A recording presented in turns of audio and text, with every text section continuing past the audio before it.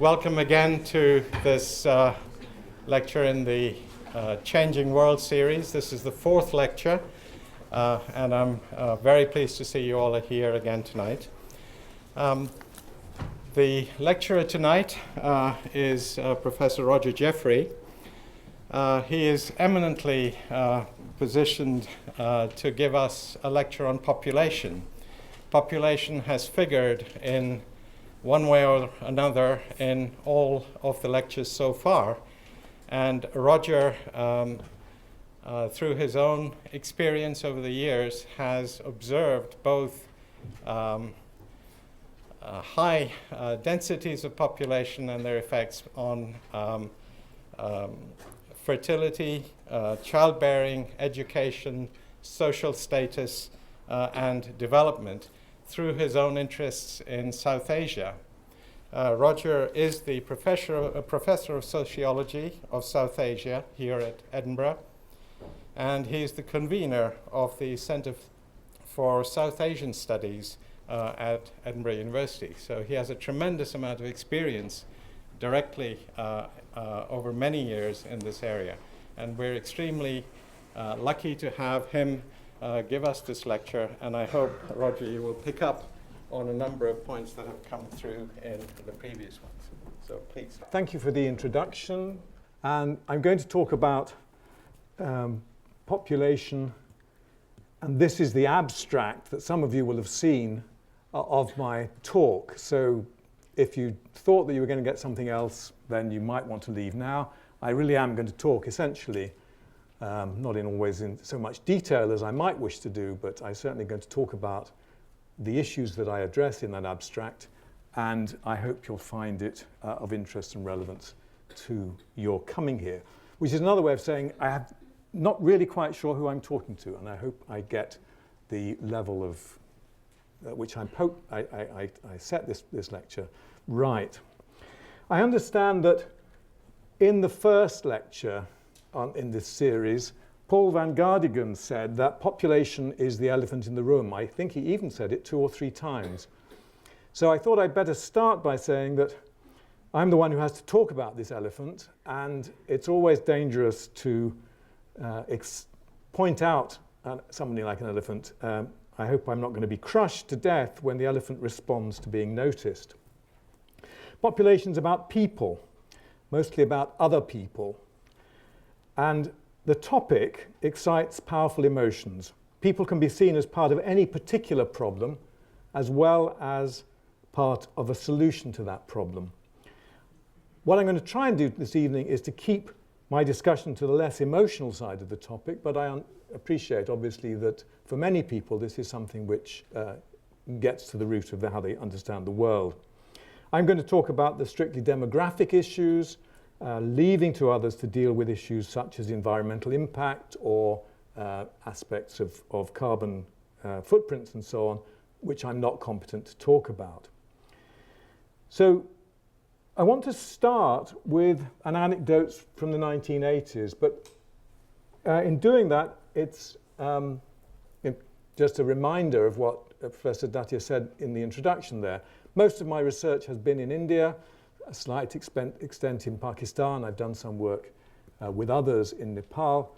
So a lot of my examples will come from India, but I hope you'll see as we go through that what I talk about India is relevant to much of the rest of the developing world. So I want to start with an anecdote from the 1980s. I was a consultant on a health and family planning mission to the Eastern India state of Orissa for the UK government's overseas aid agency, along with a public health physician, an economist, a specialist in contraception, and a statistician. This was the situation in Orissa, which we were attempting to address. We were attempting to introduce an aid program that would mitigate some of the problems that Orissa was facing. And one night early in the mission, we were discussing how far our proposals would help to improve antenatal and postnatal care, to increase coverage of immunization in a context where poverty, marginalization, poor nutrition, inadequate sanitation would make any health innovations very difficult to make an impact. At that time, Orissa's infant mortality rate was 130. Roughly 1 in 8 children didn't reach their first birthday, and deaths before the age of 5 added to that to mean that only 80% or so of children lived to their 5th birthday. This was by no means the worst situation in India at the time, but it was pretty near the worst. Total fertility, as you can see, was 4.3 births per woman. I can talk about what we mean by total fertility later if necessary. And the maternal mortality ratio, the number of deaths attributable to maternity, abortions, miscarriages, and deliveries, was around 1,000. One woman died for every 100 pregnancies. That's 1 per 100. It's about 1,000 per 100,000 births. For 4 of us round the table in Orissa that evening, the issues were clear. Without being naive about what was possible, we hoped to make a difference to these indicators. The 5th person suddenly said, "So you're trying to undermine the development prospects for India, or at least for Orissa." And you can probably guess that this was The Economist. The Economist was challenging us to show how what we were doing would lead to the long-term benefits of people in Orissa. And we spent a fair amount of time in the rest of the evening trying to show him the value of what we were doing. I don't think he was convinced at the end of it, but he never came back onto the program, so his views never had to be taken very seriously. His argument was much the same as those of a variety of people who understand more people as a problem. Whether in reducing per capita income, it's obvious, isn't it? The more people you have to divide the total income by, the smaller the amount that everybody can get. The more people there are, the less savings and investment can take place because those people have to be fed and kept alive. The more people there are, the more social infrastructure you need. The more schools, the more hospitals, the more roads, the more trains. The more people you have more recently in terms of contemporary debates, the worse the impact on carbon footprints, on resources, on pollution, on global warming, whatever you like to say. So this was The Economist's argument. The more people, the worse the problem. And this approach, of course, has a long history. The most obvious starting point for this history is the work of Thomas Malthus. Thomas Malthus's best-known work, An Essay on the Principle of Population, was first published in 1798 and went through many editions in which he actually adjusted his position quite a lot. The main tenets of his arguments were radically opposed to that of Condorcet, whose book prompted Malthus's response, by arguing that increases in population would eventually diminish the ability of the world to feed itself, and he based this conclusion on the thesis that populations expand geometrically in such a way as to make it to overtake the development of sufficient food, because improvements in food production could only expand arithmetically, whether by using more land or by increasing the production on existing land. So very crudely, if each family has 4 children, all of whom live to maturity, and they will have children when they're on average 25 years old, in 100 years, an original 4 couples, 8 people, will have doubled 4 times to 128 people, 16 times the original 8. Agricultural output, Malthus believed, would never keep up, would only be 4 times the original. So instead of 16 times the amount of food, there would be 4 times the amount of food, 16 times the number of people, result catastrophe. So this was a point of view that was in opposition to others who thought that in the Enlightenment spirit of the time, that what you could get was more output, more innovation, more people using their skills and interests and abilities to change the nature of the world. Darwin was influenced by Malthus's analysis of population growth, of competition for resources, but even so, much of his work has been misinterpreted. Nonetheless, for fairly obvious reasons, what he said became increasingly unpopular and ignored in the course of the 19th century because population grew, but output grew far faster than population in that century. And so a lot of people dismissed his arguments as being irrelevant to the modern world. His followers, however, in the post-Second World War period, have taken his views much more seriously, so-called neo-Malthusians, who have reappropriated some of his ideas and turned them into the analyses of which I suspect we're all very familiar. One of the basic ideas of neo-Malthusians is that of global carrying capacity, the idea that resources are finite and that technology cannot overcome the limitations of this. So neo-Malthusians have focused on the rapidity of recent public population growth and the scale of the current and likely total global populations. So I'm sure you'll be used to seeing this kind of image in the press or in books and so on that you may have read. What these slides show, I think, is how fast recent population growth has been relative to the past. So obviously from 1500 onwards till 1800, you have a growth of about 500 million people. And then obviously since the 1800, that population has grown steadily much faster. Much of that growth has taken place in less developed countries. So in this slide, the significant curves are the ones with the open markers are of more developed regions whose population has stabilized and is even possibly declining, compared with less developed countries and the least developed countries for which population is growing at an increasing rate. These are median variants. Lots of other predictions you can get which suggest slightly different figures, but I think these are as good as any you might want to look at. Clearly, what's been happening over the past 200 years is a change in the balance of population by continent as much as anything else. So not only do we have changes in proportions of population by levels of development, but also by region of the world where people are living. And I think the ones that I want to draw attention to here particularly are the ways in which the share of Europe went up in the 19th century from 20.8% to roughly 20% to 25%. The share of Asia dropped from 65% to 57%. And how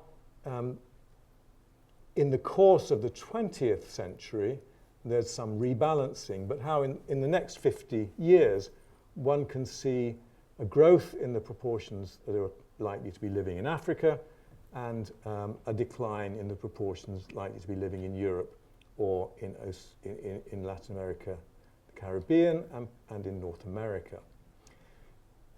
Those are the overall pictures.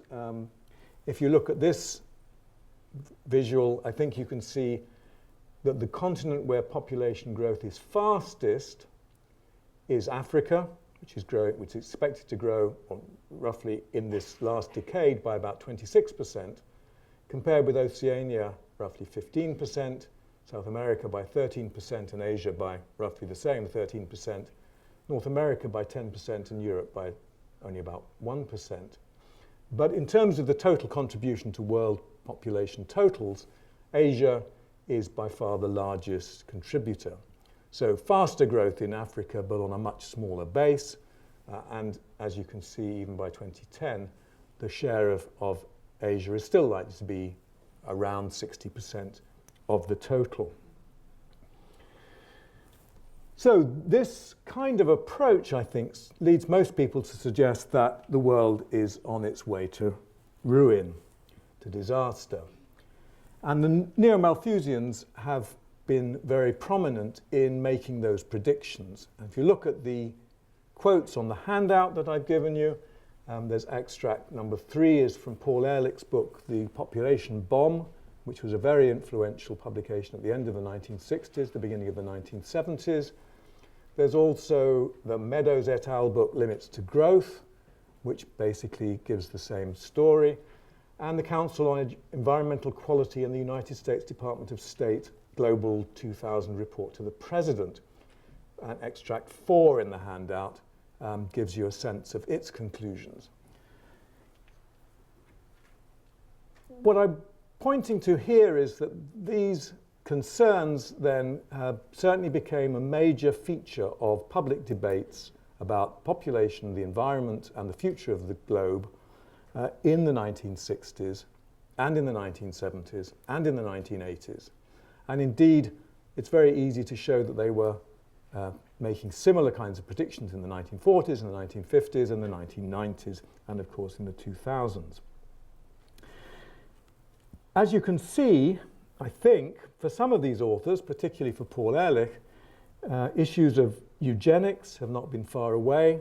I haven't put that into the quote that you can see, but issues of population quality, the idea that the wrong people were increasing in numbers, is very easily demonstrated. And somebody like Garrett Hardin, who's a very notable environmentalist, can be shown to be talking very much in terms that are directly eugenicist. Again, for Paul Ehrlich, but not only for him, he's just the most prominent exponent of this, I think it's not unreasonable to see some of his statements as essentially being racist. Jack Caldwell, who's a demographer, one of the most impressive demographers of the second half of the 20th century, whose specialty is demography and not butterflies, which is what Paul Ehrlich's specialism was, commented on Ehrlich's statement that I've reproduced in the handout. And what Caldwell says is that Ehrlich didn't see population explosion in Delhi, for Delhi's birth rate is relatively low. He probably saw fewer people than one would see with pleasure in New York, London, or Paris at Christmas or in the peak hour. What he did see were poor non-Europeans. So, not very surprisingly, the doom-mongers' claims have prompted fierce debates between neo-Malthusians and those who take a variety of other positions. And I've just set out here some of those positions, and I've given you a couple of quotes in the handout so that you can see roughly what they were saying. Julian Simon is the most prominent of these. He's the man who had a bet with Ehrlich to say that the prices of raw materials would fall relative to other prices in the following 10 years, in direct contradiction of Ehrlich's predictions. Simon won his bet. And what Simon says is that doom-mongers will continue to raise predictions of doom, and every time they are proved false, they'll just generate new predictions of doom. To which Ehrlich's response, not surprisingly, is that Julian Simon is like the man who's falling off the top of the Empire State Building, and when he gets as far as the 10th floor, he says, look, nothing's wrong, we're all doing fine, but it isn't going to last. So you can see major accusations of the inability to understand the real nature of the problem from very different perspectives. Julian Simon thought that the market would solve everything. Somebody like Esther Boserup thought that the market plus social organization in a kind of social democratic way would solve the problems, and indeed that more population would prompt more innovation and therefore make more possible to resolve any issues that might be generated. Others, again very critical of the neo-Malthusians, have focused more on human rights, particularly women's rights, to argue that attempts to limit population growth unreasonably limit the human rights of poor people or women in particular. And of course, there is a very different perspective on all of this from somebody like the religious right wing, for whom either the world is made in a form that will allow it to create new resources because God or some other outside agency will intervene, or that it's less important to see what goes on in this world because the next world is what really counts. Now, these positions are often overlapping, but often also in contradiction with each other. They're clearly not a single response. we need to understand that a variety of positions have been taken up, and we can talk, if you like, about the implications of some of these. But I think it's also worth noting that some of the evidence cited by the anti-Neo-Malthusians is exactly the same as that provided by their opponents. So where the one side sees growing numbers threatening to overwhelm us, the other side sees evidence of adaptation and growing affluence. Where one side sees them growing disproportionately, the other sees a rebalancing of continental shares nearer to what was the case prior to the big growth in population in Europe in the 19th century. And where one focuses on total population and growth rates, population growth rates, the other looks at densities and shows how affluent many of the most densely populated countries are. This is the kind of map that I really like to have a look at sometimes, that shows graphically what we're talking about if we look at population densities. So the countries that look strangely large relative to how you normally see them are countries that have higher population densities than the average, and those parts of the world that look smaller than they usually look are in proportion to their population densities. And I think some of the most obvious candidates, India and China, Bangladesh and Nigeria, are obviously relatively densely populated, which they show up as larger than you'd expect. There are others in the same category, which include Japan, Belgium, the Netherlands, the UK, and so on. So if you look at the relationships between population densities and affluence or well-being, in whatever way you might like to define that, you can make your arguments in two different directions. And if you look at the population densities in South America and in Africa, as you can see, relative to most other parts of the world, they are relatively lightly low density category. So in going back to this conversation in Orissa 30 years ago, in our response to The Economist that night, that's the public health specialist, the contraception specialist, the statistician, and myself, the sociologist, we drew on several of these anti-Neo-Malthusian positions. Our main point, I think, as I recall it, was that there was a moral issue. Preventing unnecessary early deaths is a good in itself and should be pursued irrespective of possible negative impacts. But the longer term, the more substantial argument that we made is that investment in reducing infant, child, and maternal mortality now might mean more population in the immediate future, but would lead to reductions in fertility rates and thus to stabilizing the population later.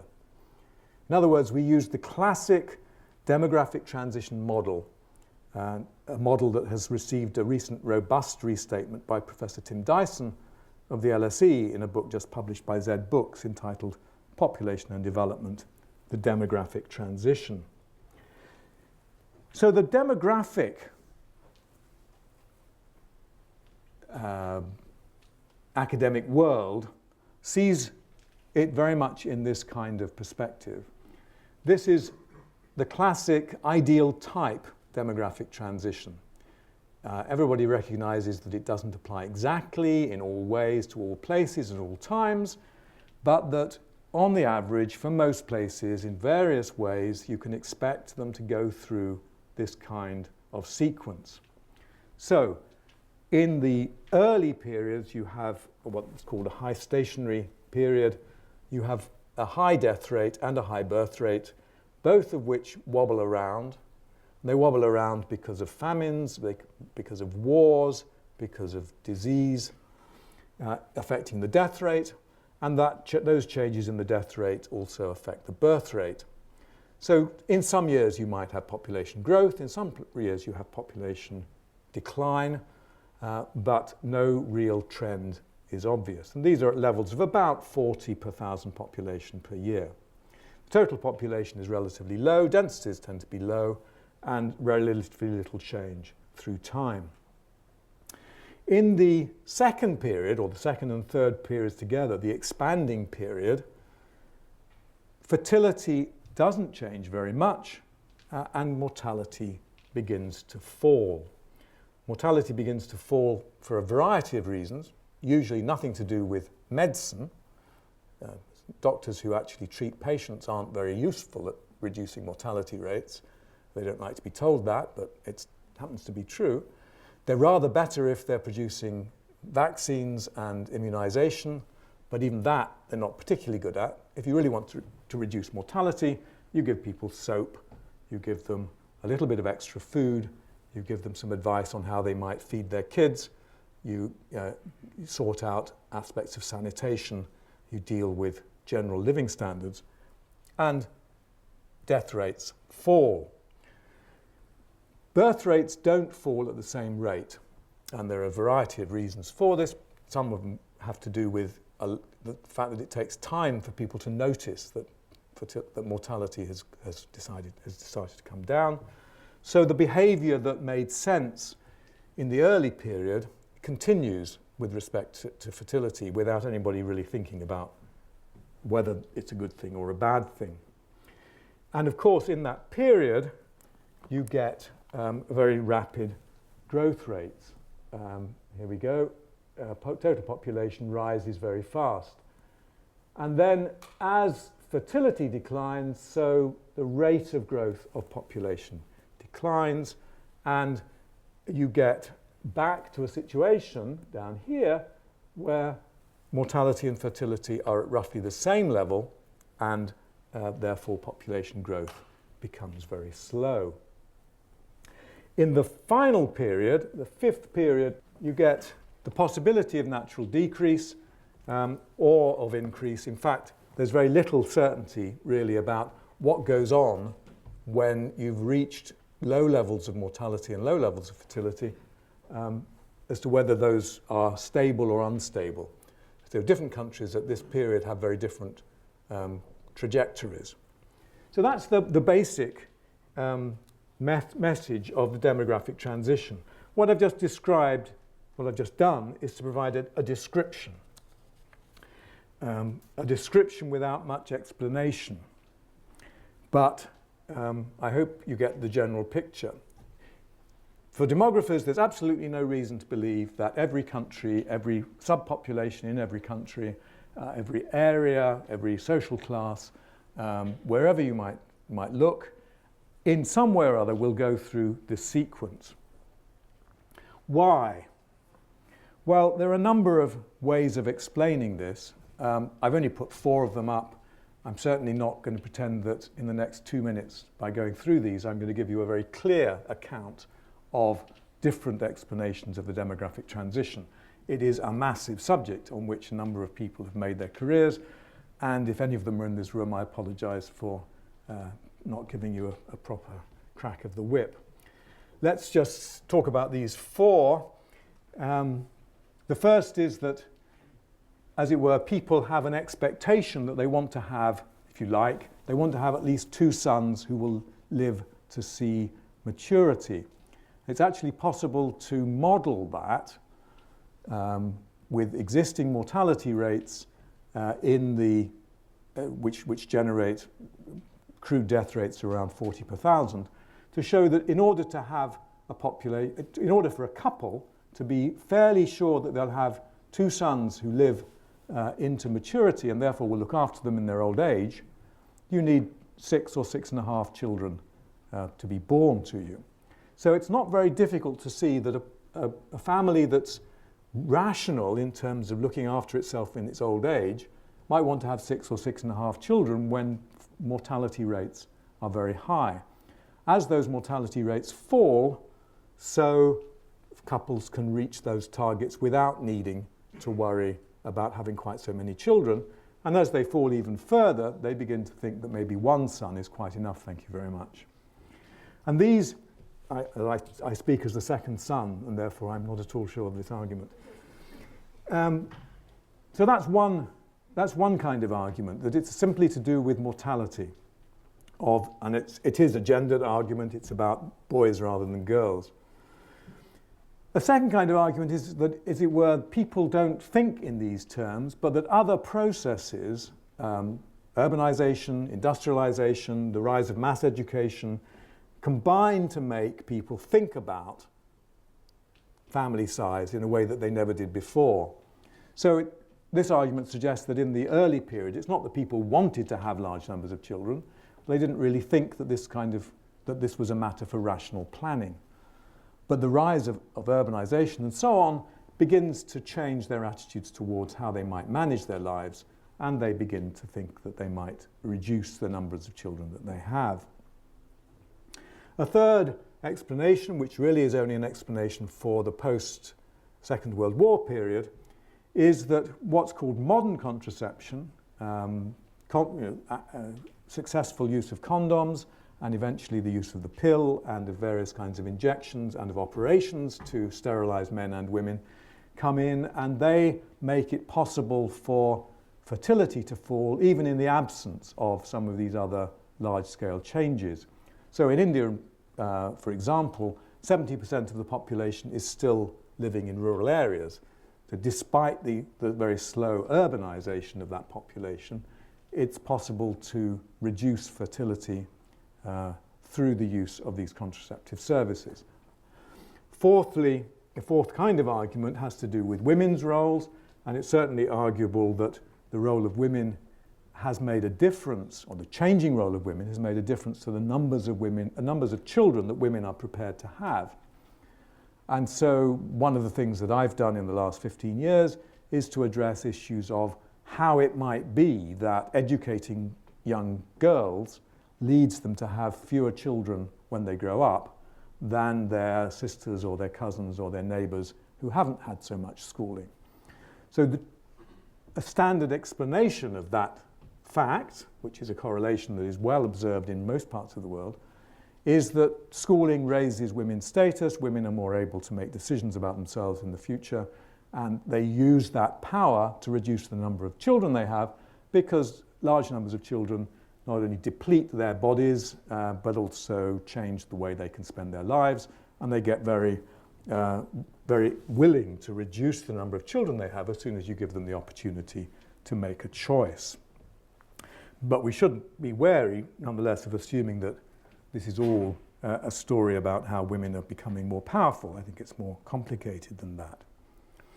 Now, as you can see, declining mortality is regarded as, in several of these accounts, as quite significant. And indeed, Tim Dyson, who's I think, the leading British demographer, has always said several times in my presence over the last 15 years that you need to get the child mortality down before you'll expect anything in the way of changes in fertility rates. Now, this is the point at which I wish to show you how this pans out in a couple of countries.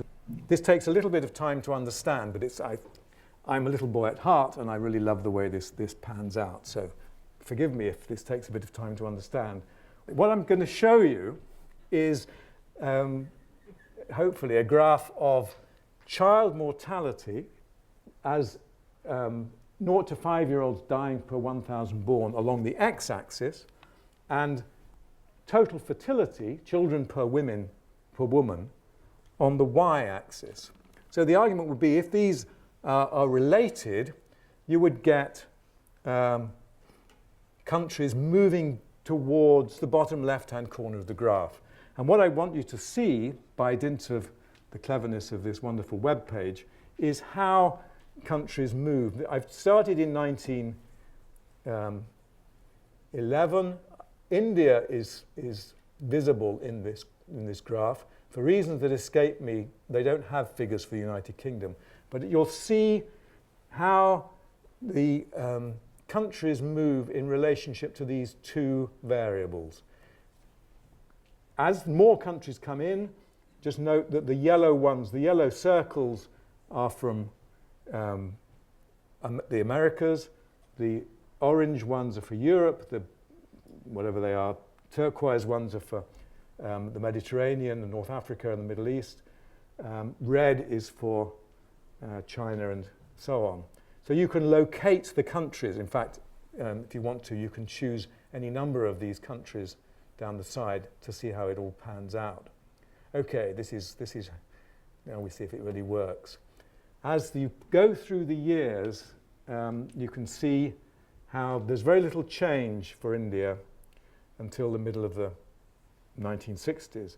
Whereas the United Kingdom starts at a relatively low level in the 1920s and moves, as you'd expect, steadily towards the bottom, well, not very steadily, towards the bottom corner, particularly the bulge is for the post-war boom. And India is showing very little change, but here we go. And now what happens from the 1970s onwards? Steadily moving downhill toward, in the right kind of direction, as indeed at this point the United Kingdom is. So these show you how there is, at least crudely and simplistically, a relationship between child deaths and total fertility up until 2009. And it also suggests that, roughly speaking, the Indian situation is approximately where the United Kingdom was in 1947. So the size of the circle represents the fact that India's population has steadily grown, but the trajectory of change suggests that it's moving very close towards the kind of situation that the United Kingdom was in 50 to 60 years ago. What I really want to show is the rapidity of that drop. And India is not at all unusual in the rate at which that has taken place. So as child mortality has dropped, so total fertility has dropped from around 6 in the 1920s to around 2.1, 2.2, 2.3 today. Okay, so that's how things change. I want to turn back now to demographic transitions.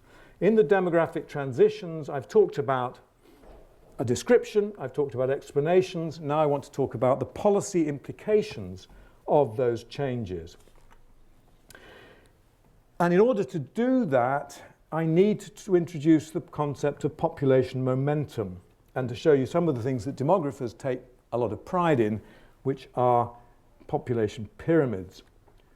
Population momentum is a concept which suggests that when you look at population totals, you won't get direct, the influence of changes in mortality and fertility don't play out directly and quickly into population totals. Population momentum is a concept that says because people who've already been born may be in larger numbers than those who are currently having children, then as that younger generation grows up, so even if it's having fewer children than their parents or the older generation, you may still have more children in total because there are more of them, more mothers.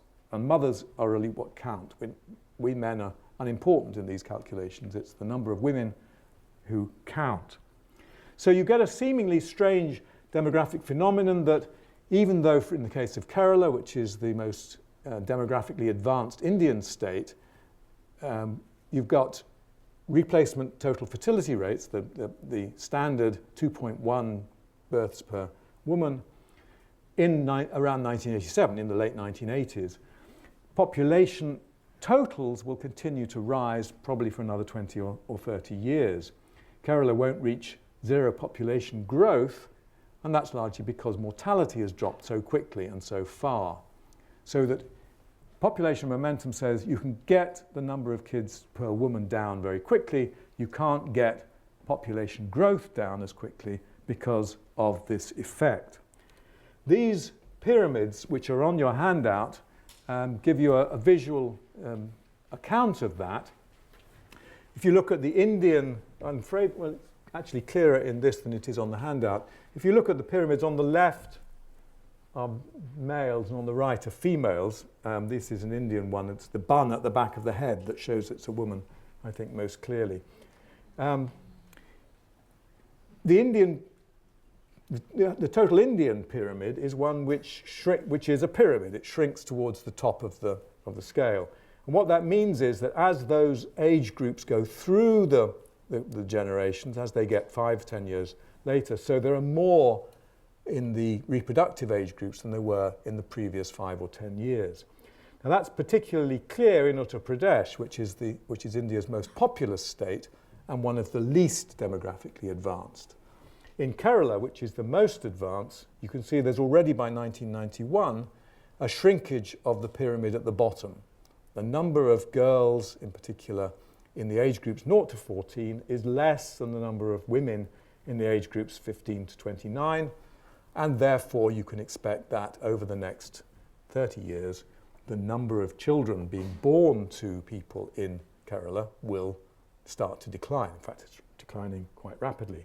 But it's still more of them being born than there are people dying, and therefore you get population growth.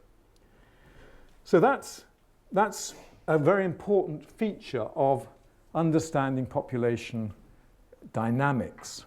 You can't expect the total population to respond immediately to changes in fertility. There's a lag, and a very strong lag effect. The lag also reminds me that I've spoken so far in terms of countries, but within countries, of course, there are considerable variations. Kerala is in the southwest, down here. Uttar Pradesh is in the north central up here. And what this map shows you is how this is a simple indicator of fertility, the number of children in the total population, the proportion of children in the total population. That demographic change in India and in many other countries spreads across the country from more demographically advanced, I apologize for that word, to less advanced areas. And in this case, from the southwest and from the coast in towards the north and the north central, with some variation, particularly in this case in Punjab, which is up here, which is also relatively demographically advanced. So what I've been talking about so far suggests that these changes are national. What I just want to point out to remind you is that changes are actually not national at all, but they're regional. They're different in towns than in the countryside. They're different for different religious groups, for ethnic groups, for those who have more or less education, for the poor relative to the rich, and so on. We can go into that later if people want to, but that's just a general statement that I think I needed to remind you of. Okay, what I've done so far is to try and get you to a picture of understanding the context of what we might be understanding in terms of the current population situation. And the tables on the third page of your handout really give you a bit more detail of that, both in the last 15 years and the next 15 years, for the three largest countries population-wise, excepting China, in Asia, Africa, and Latin America. So that's the picture. The question that most people want to ask at this point is, how do we speed up the transition? If it's a good idea to have fewer people in the world, which may or may not be the case, then how might we move towards a situation in which population growth rates are reduced? How might we speed up the transition, the demographic transition that I've talked about? And I think there are probably 4 kinds of answers. I'm not going to suggest that's all the kinds of answers, but those are maybe the most obvious ones. The first is the one that is immediately jumped to by neo-Malthusians: compulsion. There are some horrendous quotes, what I think of as horrendous anyway, of people saying that we should basically work to stamp out any kind of population growth amongst people who are poor or black or whatever it might be. Compulsion or incentives, which can turn out to be pretty compulsive when they're put into practice. Incentives, whether financial or other ways of incentivizing having fewer children, getting sterilized early, and so on. The second kind of approach is to say, actually, all we need to do is to make sure that everybody has access to contraceptive services that meet their goals, and national goals will be met at the same time. A third kind of approach is focused on schooling, and schooling of girls in particular. So there's a massive use of the attraction of that children who have been to school have fewer children as an argument for investing in schooling in large parts of the third world. It's not, you don't need to teach contraception, you don't need to teach health, just get the kids into school and they seem to end up having fewer kids. So schooling will do it. And the fourth kind of approach is just wait and see what things like urbanization, industrialization and so on will do.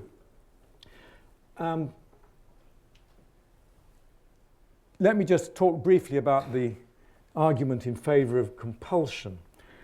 Compulsion, there's a very well-known article reprinted in a variety of different places by Amartya Sen, the economics Nobel laureate, who rejects the idea of compulsion on a variety of grounds, and I've put some of them down here.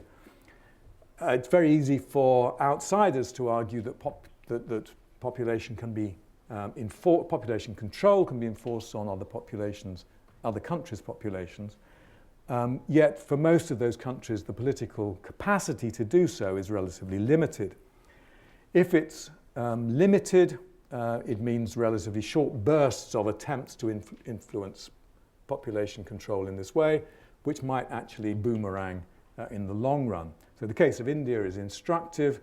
From 1975 to 1977, there was a compulsory sterilization program that was wildly politically unpopular. The government was thrown out in 1977, and over the next 5, 7, 8 years, it was very difficult to run a standard voluntary family welfare program offering contraceptive services because of the lack of faith and belief in the government's claims. Compulsion then also doesn't always seem to be as successful as it's claimed, and if you look certainly at the detail of the Chinese example, you discover that although it works in some places, it doesn't work elsewhere. So even in China, where it's most likely to have worked, there were areas of the country and populations where it didn't work. And when it did work, it involved appalling abuses of human rights. So what Sen argues is that voluntaristic methods actually are just as successful in terms of reducing fertility rates, that if you've got couple and particularly woman-friendly contraceptive services, if you care about issues of child health, maternal health and so on, then just making sure that couples can get the number of children they want will lead you to the national goals that you might have. And finally, that the social consequences of attempting to rush this can be appalling in terms of changes in infant mortality rates and particularly the mortality of girls. Okay, I'm coming to the end of my presentation. I think this is the conclusion that I would probably want to leave you with in general. That's to say that what we can show from the data that I've presented to you this evening is that population growth is slowing dramatically. It's slowing more rapidly in Asia than it is in Africa, more in South and East Asia than in West Asia, but everywhere it is declining. And it's not something that is a short-term feature, it's a long-term and very clearly established trend. It's declining faster in the contemporary global South than it did in the histories of the global North. So these are not failures, these are not unsuccessful demographic transitions. In many respects, they're more successful, certainly rapider, to lower levels of fertility more quickly than history has suggested was possible elsewhere. I don't think it's easy to rush demographic transitions, and to do so involves a variety of costs which I certainly don't feel happy about implementing. And the reason why you might not wish to rush that reduction is that rapid declines in fertility rates actually generate a series of problems of their own. And one of the ones that I haven't talked about is changing sex ratios of children in China, in India, South Korea, where one of the implications of very fast fertility decline has been a very high rate of use of ultrasound to identify female fetuses and to abort them. So I'm not going to talk about the consequences of this population rise, though I could do in discussion. What I want to do finally is just to point out to the equation that was introduced with great success in public terms in the 1960s and early 1970s that I put on your handout, the I equals PAT equation. If the impact of population on the environment is a combination of population size, of consumption patterns, and of the technology used to limit the impact of the population and the consumption on the environment, then you can choose which of these three variables you wish to try and reduce. What I'm suggesting as my conclusion is that as a global society we've been at least as successful in the first of these as in the second and the third, and that if you wish to choose which one of these you might focus on in terms of limiting the impact on the environment, there is absolutely no reason to believe that population is more important than the other two. How does this play out in ERISA, where I started my lecture? So what happened in the 30 years after our discussion? Well, I don't think the aid program that we introduced over the period 1981 to 85 made a lot of difference. It was criticized by the people from Oxfam and others who said we weren't doing the right thing, we were putting too much money into buildings and into jeeps and into training, and we weren't involving the local population. And so the long-term impact of our work was probably pretty trivial, which is not something I'm exactly proud of. But in the 30 years since we were there, obviously ERISA has been transformed in terms of its demographic profile. Total fertility rate has dropped from 4.3 to 2.2, virtually down to replacement level. And it's in the context of a reduction in infant mortality, though not as good as it should be. In any sense, there's lots of things still to do there. And a reduction in maternal mortality, and again, nothing like as good as it should be. So if we look at that situation, is population growth an important contributor to the problems that ERISA faces? ERISA is still one of India's poorest states, but in lots of ways it's made considerable progress in the last 30 years. Nonetheless, there is still malnutrition, there is still a large amount of poverty, there's a growing insurrection of poor and marginalized groups in several of its districts. Is population size or rates of population growth a major part of the problem that ERISA faces? No, I don't think so.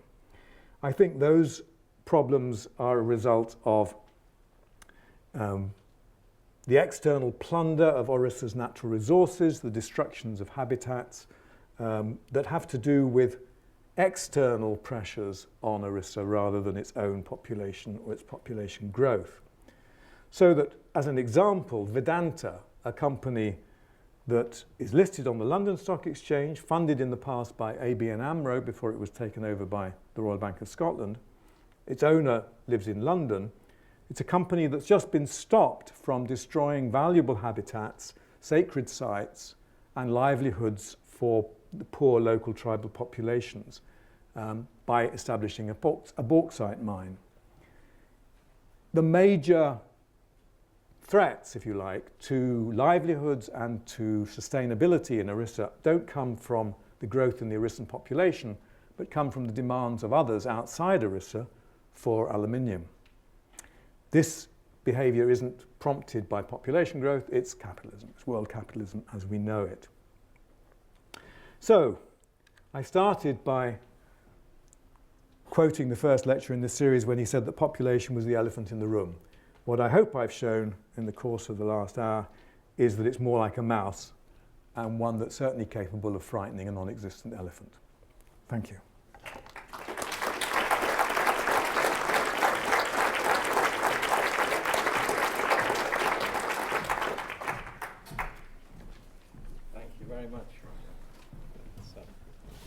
take some questions? Yep, I'm happy to take questions. Well, that's a very challenging and a possibly provocative final statement that you ended up with. Can I ask you just to tell us what you think of the IPAT equation then? Is it possible to give different weights to the three variables, in your view? I suspect not. It is obviously an identity. It's not an equation. If you look at, if you unpack it, and I think all three of them are closely intertwined. So I think the argument that you can separate them out and see how they work is one that I probably wouldn't agree with. I don't think you could get anybody really putting values into that equation. I think it's heuristically quite nice to think with, but it's also rather dangerous to think with.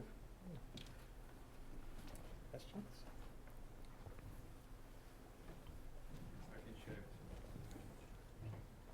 No, could you speak into the microphone? For its recording purposes, I think, as much as anything else. Okay. I was a bit confused and a bit concerned about this, the last bit where you used Orissa, sort of microcosm, talking about population problems on a global scale. Because Orissa is a region, and it has neighbouring regions, whereas the planet has a vacuum with its neighbouring regions. So saying that the current problems that Orissa faces are not to do with population may well be true. But as a planet, we might run into a problem where population plays a pivotal role. And you seem to be suggesting that you can predict population growth relatively well. So surely the question is, do we run into a point, even after poorer countries have gone through demographic transitions and so on, where population starts facing really an impossible strain on the planet as a whole, and we have nowhere else to move? Okay, I mean, that's the kind of a perfectly understandable position to come from. I think there are two answers to that. If you, and this goes back to the first point you made, if you take that IPAT argument, why pick on population as being the problem in that equation? Why not talk about affluence? Why not talk about technology? So to take a very simple example, the vegetarian argument, we can easily feed the world's population. We need to feed British population from Britain's own land if we stopped feeding animals with grain. If we actually grew grain and ate it ourselves, we grew vegetables, we would be in a position to feed ourselves without any difficulty. So consumption is the problem. You can then take a different argument and say, well, technology is the problem. We just need to find ways of extracting more resources from the government, from the ground. We'd like to get some more resources from the government as well. If we know how to do that, the university would be happy. So you can choose within that equation to focus on population, on consumption, or on technology. I see no particular reason why you should focus on population. We just have to work out how we can live within our resources. And you can do that through a large population or a small population if you change the other aspects of the equation. Do you want to come back with a sub? Yeah, sorry. The question is, do the books actually balance? You can say we can consume less and produce more, but what do the actual figures say? And that's really, I know that's a difficult question to answer. Some people say that the result is not as rosy as you might. Oh, absolutely, absolutely. I'm taking, and as you said earlier, somewhat provocatively on purpose, taking a somewhat more optimistic line. It's very, very difficult to choose between different predictions on all of these equations. So if you look at nature's predictions of the food problem, if you like, up until 2050, which I put on the handout, I don't see any reason to disbelieve or to believe nature's predictions rather than anybody else's. They seem to think that we can do it. If you take other people's predictions, you get a different picture. All I would say is, if you look at the predictions that were made with the best scientific evidence that people had in the 1940s, you would say that 2 billion people is too many. In the 1950s, you'd say 3 billion people was too many. In the 1960s, you'd say 4 billion people were too many. In the 1990s or the 2000s, you say 9 billion people is too many.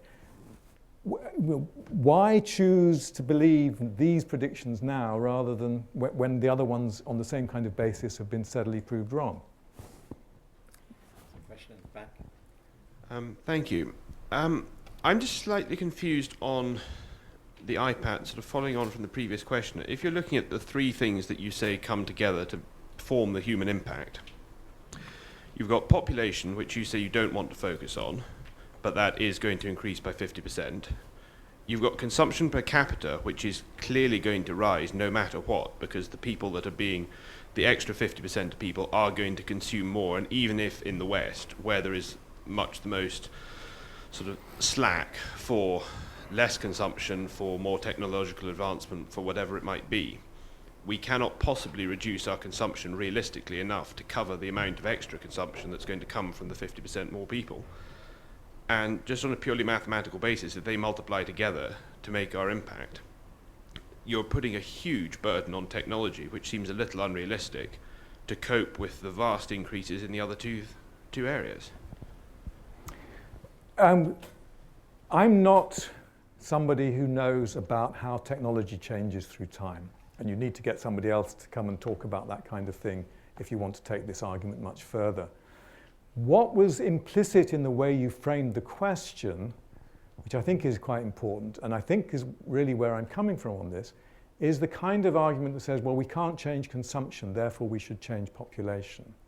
So I'm not saying that population isn't potentially a problem. I think it potentially is a contributor to the situation.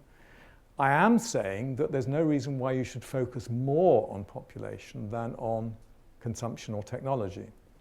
So a lot of the discussion, not necessarily your position, but a lot of the discussion that I've seen is saying, well, we can't change our consumption, therefore they must change their population.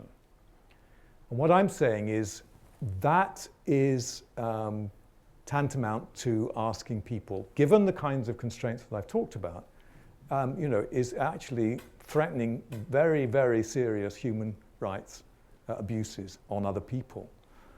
And if you want me to say that, I'm perfectly happy to say that. I think the human rights abuses that would be involved in reducing the consumption of Northern Europeans and North Americans in terms of their use of the resources are a great deal less disgraceful than those that would be involved in trying to reduce population growth faster or in particular areas of the world.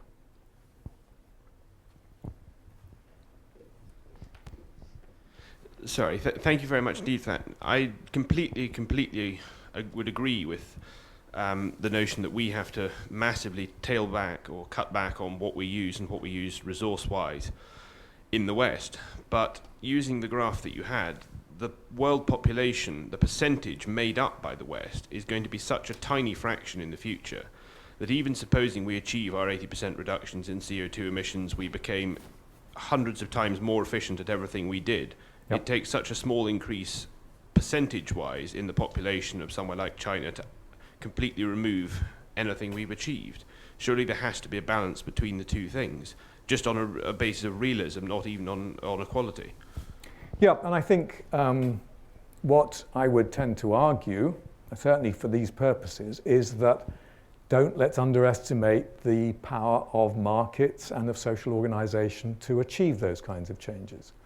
Over time, through negotiation, through, yes, quite often disputes, very often ways that we don't like. I'm not suggesting that it won't be unpleasant at times, but I think it's capable of resolution. There's a question here. You mentioned Esther Boserup and her position about, which could possibly be expressed as underpopulation is a problem in some areas. Africa, many countries in Africa, for example. What's your take on that? I'm not convinced that underpopulation limits innovation, which I think is a kind of implication of Esther's position. I certainly, I can see the value of the argument that says actually increased densities do generate all sorts of new ideas and changes. They generate social changes, some of which are innovatory in ways that she predicts.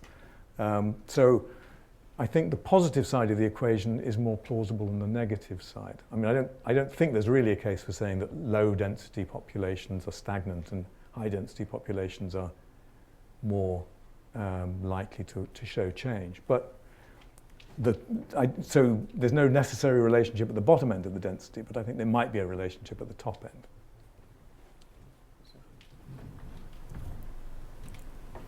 Hi. Hans Rosling, when he was looking at means to tackle the imbalance between the northern hemisphere and the southern hemisphere, Could you speak into the microphone? put increasing GDP per capita as quite prominent. Mm-hmm. I was wondering to what extent you would agree with that position, and leading on from that, to what importance you would give foreign aid in achieving that. Do we have to rebalance incomes across the world, and would foreign aid make a contribution to that? And this kind of goes back to the point that was made at the back. What we don't know, what we still don't know, and I think we can't really know, is what contribution technology change will make to the feasibility of various levels of GDP per head. So if you take a pessimistic view, then you presumably would say that there are certain points at which there are likely to be real conflicts over resources, in which will lead to rising prices, particularly of a variety of commodities. Bundles of commodities will become more expensive, and the people who have taken them for granted at low levels, the Americans and their use of petroleum for the sake of argument, will have to adjust, and will find that adjustment problematic, and will end up on a lower per capita income than they might otherwise have had. I don't think that's implausible. I think it's perfectly possible. But I'm not someone who can really judge the possibilities that technology might, find ways around some of those problems. Is aid the solution? No. Is aid a contribution to the solution? Possibly. Is it a major contribution to the solution? Probably not. So what's going to make a difference is control of resources. It's the ability of countries actually of countries in the south to get better terms in which it enters into trading relationships. It's not, aid is an emollient. It's a way of easing some of those processes. But in the absence of changing trade relationships, in changing prices which to lead to the benefits spreading to the south rather than staying in the north, aid is a very small part of that. One more question. Hi, so with increasing urbanization and industrialization, won't there be, even in these poorer countries with their population growth, won't there be changes in their consumption patterns, and what do you think about that? Yeah, certainly. A lot of the argument here is about what kinds of changes will take place as population grows in different parts of the world. Yes, and in order for urbanization to take place, you're going to have a variety of new forms of delivery of energy, of water supply, and so on and so on. And water may indeed be a constraint that I haven't taken seriously enough. I'm perfectly prepared to accept that kind of argument or critique. Urbanization, industrialization change the way in which people live in all sorts of interesting ways. How that feeds into carbon footprints or to environmental damage of other kinds isn't something that I'm an expert on. I think the same argument would hold. Extrapolating wildly from existing situations and saying doom is just around the corner, I don't think that makes any sense to do that. I really don't think it's a sensible way of progressing. I think that's a very good note to end on, Roger. Thank you very much indeed for a very logical and detailed treatment of this very interesting problem. Thank you for doing that, and thank you very much to all of you for coming and for all the discussion. You may have noticed we're actually on Facebook, and there's a discussion group, so if you want to pick up on some of these points, please do so online. We'd be very pleased to see that happen. Thank you very much. Thank you. Thank you for.